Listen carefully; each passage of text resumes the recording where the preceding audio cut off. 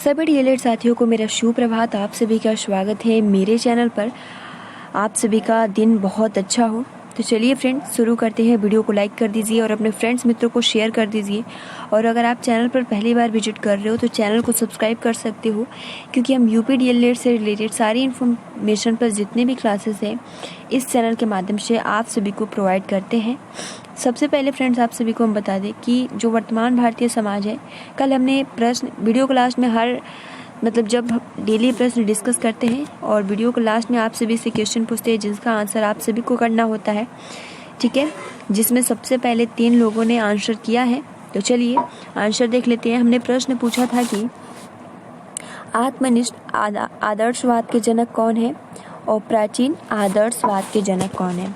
तो आत्मनिष्ठ आदर्शवाद के जनक कौन है और प्राचीन आदर्शवाद के जनक कौन है, आइए इन जिन्होंने आंसर दिया उनके थ्रू जानने का प्रयास करते हैं। तो फ्रेंड्स देखिए, इन्होंने आंसर किया है कि हीगल जो है वो क्या है, वस्तुनिष्ठ आदर्शवाद के जनक है हीगल, और प्राचीन आदर्शवाद के जो जनक है वो है कांट।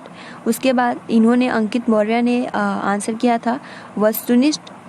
देखिए यहाँ पर इन्होंने थोड़ा मिस्टेक किया है, यहाँ पे प्राचीनवाद, ठीक है, यानी जो प्राचीन आदर्शवाद के जो जनक हैं वो है कांट और वस्तुनिष्ठ के जो जनक है वो है हीगल। तो इस तरीके से जल्दी में गलती हो जाता है, बट कोई नहीं, इन्होंने आंसर किया, बहुत बढ़िया।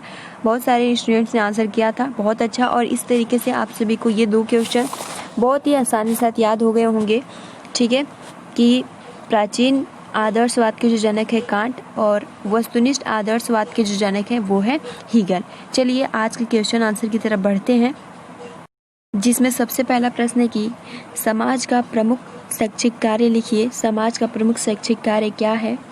तो समाज बालकों के लिए शिक्षा संस्थानों की स्थापना करता है, संस्थाओं को चलाने के लिए उनकी वित्तीय सहायता करता है। अगला जो प्रश्न है कि समाज शारीरिक विकास के लिए क्या करता है। समाज अपने सदस्यों के शारीरिक विकास के लिए खेलकूद का प्रबंध या खेलकूद के साधन का प्रबंध करता है। समाज बालकों के व्यायाम के लिए व्यायामशालाओं का निर्माण करता है। अगला जो प्रश्न है कि परिवार द्वारा शारीरिक विकास के साधन बताइए। तो घर पर ही मनुष्य के शारीरिक विकास की नींव पड़ती है।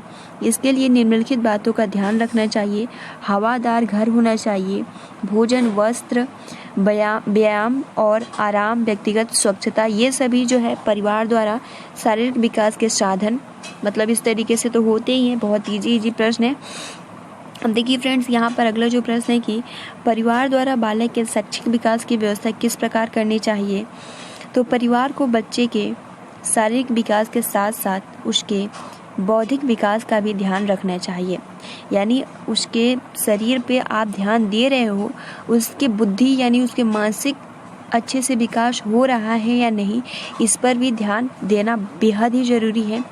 बौद्धिक विकास से संबंधित खिलौने, पहेली, बॉक्स चित्र, पहेलियाँ, शिक्षाप्रद कहानियों की पुस्तकों आदि की व्यवस्था करनी चाहिए और ऐसे सवाल पूछना चाहिए ताकि जो उनका बौद्धिक विकास है उसमें और कुछ नया सीखने के लिए प्रेरित हो, वो प्रयास करे, तभी तो उनका बौद्धिक विकास होगा। तो इस तरीके से जो इसके माध्यम हो सकते हैं, पहेली, बॉक्स चित्र, पहेलियाँ, शिक्षाप्रद कहानियों की पुस्तकें आदि की व्यवस्था करनी चाहिए। अगला जो प्रश्न है कि घरों को बाल उपयोगी कैसे बनाया जाना चाहिए। तो ये बहुत ज़्यादा महत्वपूर्ण है। घरों को बाल उपयोगी यानी बालकों के लिए उपयोगी कैसे बनाना चाहिए, जो कि इस संबंध में गिजूबाई का स्टेटमेंट है। क्या इन्होंने स्टेटमेंट दिया है, आइए जानते हैं। हमारे घरों में ऐसी खूंटियाँ कहाँ की है जिन तक बालकों के हाथ पहुँच सके। हमारे घरों में टंगी बढ़िया तस्वीर बहुत ऊंचाई पर टंगी होती है, उनकी तरफ हमारा ध्यान ही बहुत कम जाता है। ऐसी स्थिति में उनका बालकों के लिए क्या उपयोग रह जाता है।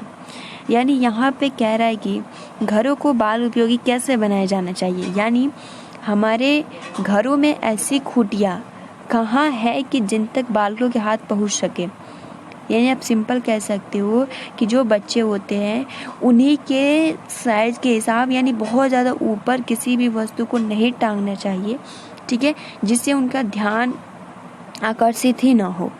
तो यहाँ पे यही कह रहा है कि गिजू भाई के द्वारा कि अगर किसी वस्तु को टांगना है तो बालक के आंखों के सामने, ताकि उनका ध्यान जाए और उसके बारे में सीख सके।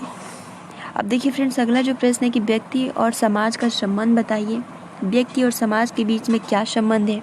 तो व्यक्ति और समाज का जो परस्पर घनिष्ठ संबंध है। जैसे फ्रेंड्स आपने देखा भी होगा कि व्यक्ति अगर समाज में नहीं रहता है तो उसका मानसिक विकास नहीं हो पाता है। ठीक है, हमने ये स्टेटमेंट पढ़ा था। तो यहाँ पर जो पूछ रहा है कि व्यक्ति और समाज का संबंध क्या है, तो व्यक्ति और समाज का परस्पर घनिष्ठ संबंध है। यद्यपि यह सत्य है कि व्यक्ति समाज को प्रभावित करता है, किंतु वह स्वयं भी समाज से प्रभावित होता है। जन्म लेते ही वो समाज के प्रभाव से आने लगते हैं। जिस तरीके से जिस बालक के सामने वातावरण रहेगा, जैसा समाज रहेगा, वैसे ही उसका विकास होगा। तो इस तरीके से व्यक्ति और समाज में बहुत ज़्यादा रिलेशन या कह सकते हो संबंध है, एक दूसरे से जुड़े हुए हैं। अब देखिए फ्रेंड्स, अगला जो प्रश्न है कि कोठारी आयोग ने शैक्षिक विद्यालयों के संबंध में क्या लिखा है। तो कभी कभी इस बात की ओर पूरी तरह ध्यान नहीं दिया जाता है कि इस समय देश के विभिन्न भागों के शैक्षिक विकासों में भारी असंतुलन मौजूद है। एक राज्य और दूसरे राज्य के विकासों में भारी अंतर दिखाई देता है। एक जिले तथा दूसरे जिले के विकास में, ये तो मतलब बहुत सही इन्होंने इंफॉर्मेशन शेयर किया है। कोठारी आयोग ने क्या बोला है कि मतलब हर एक राज्य में कुछ न कुछ विभिन्नता पाई जाती है। आपने देखा भी होगा, अपने यूपी में कुछ और नियम होता है तो राजस्थान या और किसी स्टेट में आप कह सकते हो मतलब बहुत ज़्यादा, किसी डिस्ट्रिक्ट में अलग डिफरेंट, तो आपकी डिस्ट्रिक्ट में, तो इस तरीके से बहुत ज़्यादा अंतर दिखाई पड़ता है। तो इन्होंने शैक्षिक विद्यालयों के संबंध में इस तरीके से अपना स्टेटमेंट दिया था। अब देखिए अगला जो क्वेश्चन है कि शिक्षा को व्यवसायीकरण की क्या आवश्यकता है। तो जनता एवं देश की खुशहाली तभी पूरी हो सकेगी जबकि हमारी शिक्षा प्रणाली इस प्रकार की हो कि वह कुशल एवं व्यवहारिक नागरिकों का निर्माण करे, पढ़े लिखे बेकार नागरिकों का नहीं। तो शिक्षा को व्यवसायीकरण की क्या आवश्यकता है, तो यहाँ पर जो इसका आंसर हो जाएगा, जनता एवं देश की खुशहाली तभी पूरी हो सकेगी जब हमारी शिक्षा प्रणाली इस प्रकार की हो जिसमें कुशल एवं व्यवहारिक नागरिकों का निर्माण हो, न कि पढ़े लिखे का। इस अगला जो प्रश्न है कि बाल श्रम या आप कह सकते हो बचपन छिन्नता बाल श्रम पर टिप्पणी लिखिए। सरकार ने तथा संविधान ने ऐसी व्यवस्था की है कि बच्चे निःशुल्क शिक्षा प्राप्त कर सके, और आप सभी को पता है धारा 45 में और प्राप्त कर सके, और इसी आधार पर निःशुल्क तथा अनिवार्य प्राथमिक शिक्षा तथा शिक्षा का अधिकार अधिनियम बनाए गए हैं। किंतु निश्चित रूप से पारिवारिक स्थिति अनिवार्य बाल शिक्षा में बाधक है। यानी जिस तरीके की आपका परिवार का स्थिति रहेगा उसी प्रकार से आप सभी को शिक्षा दी जाएगी। अगर उस मतलब आपकी जो परिस्थिति आर्थिक स्थिति बहुत ज़्यादा कमज़ोर है, या मतलब कुछ ऐसे कारण है जिनके कारण मतलब आप कह सकते हो जो प्राथमिक विद्यालय होते हैं उसमें कोई भी फीस नहीं लगता है, ठीक है, निःशुल्क यानी बिना पैसे का। लेकिन ऐसा कोई परिवार होता है जो कि अपने बच्चों को नहीं भेजता है उनको काम करने के लिए, क्योंकि बोलते हैं कि इनके पास इतना समय नहीं है, अगर ये काम नहीं करेंगे तो हम लोग खाएंगे कहाँ से। तो इस तरीके से यहाँ पे कहा जा रहा है किंतु निश्चित रूप से पारिवारिक स्थिति अनिवार्य बाल शिक्षा में क्या है, बाधाएं उत्पन्न करती है। पारिवारिक परिस्थितियाँ बाल श्रम को विवश करती है। बाल श्रम के कारण बचपन छिन जाता है। जिस उम्र में उन्हें पुष्प के समान विकसित होना चाहिए उस उम्र में बाल श्रम के कारण उनकी इच्छाएं मनोकामनाएं समाप्त हो जाती है और बच्चों का बचपन छिन जाता है। तो इस तरीके से ये भी बहुत सिंपल प्रश्न है। अब देखिए फ्रेंड्स, अगला जो प्रश्न है कि जनसंख्या शिक्षा का अर्थ लिखिए। तो जनसंख्या में अबाध गति से वृद्धि के परिणाम स्वरूप मानव जीवन की आर्थिक, सामाजिक, राजनीतिक तथा सांस्कृतिक पक्षों पर पड़ने वाले कुप्रभाव के प्रति जागरूक तथा संबंध समाधानों के विषय में वैचारिक क्रांति की शैक्षिक व्यवस्था ही जनसंख्या शिक्षा कहलाती है। देखिए यहाँ पर जो ये प्रश्न कह रहा है कि जनसंख्या शिक्षा का अर्थ क्या है, आपने शिक्षा के बारे में पढ़ा, शिक्षा का अर्थ क्या होता है। जनसंख्या के बारे में पढ़ा है कि जनसंख्या क्या होता है, लेकिन जनसंख्या शिक्षा अर्थ क्या है।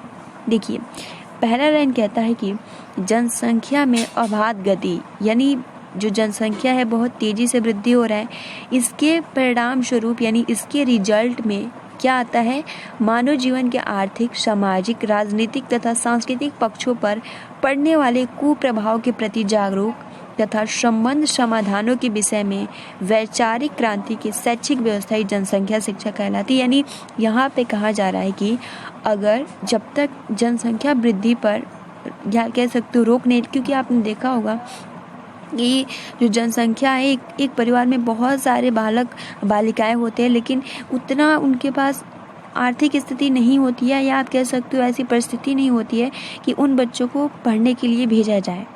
तो इसलिए सबसे पहले तो इस समाधान को दूर करने के लिए हर एक व्यक्ति के पास ये जो थॉट है पहुंचाना चाहिए, ठीक है। तभी शैक्षिक व्यवस्था ही जनसंख्या शिक्षा कहलाती है। यानी किस तरीके से पूरा इस समस्या का समाधान किया जाए, किस तरीके से शिक्षा प्रद लोगों को किया जाए, जागरूक बनाया जाए, ठीक है। तो फ्रेंड्स, आज के लिए इतना ही प्रश्न डिस्कस करते हैं। चलिए लास्ट में एक क्वेश्चन आप सभी से हम पूछते हैं कि प्रोजेक्टिव मेथड के जनक कौन है। इसका आंसर आप सभी कमेंट्स बॉक्स में कीजिएगा। तो आज के लिए इतना ही। वीडियो को अभी तक आपने लाइक नहीं किया है तो लाइक कर सकते हो, और ज़्यादा से ज़्यादा अपने फ्रेंड्स मित्रों को शेयर कर दीजिए। Thanks for watching, take care and best of luck.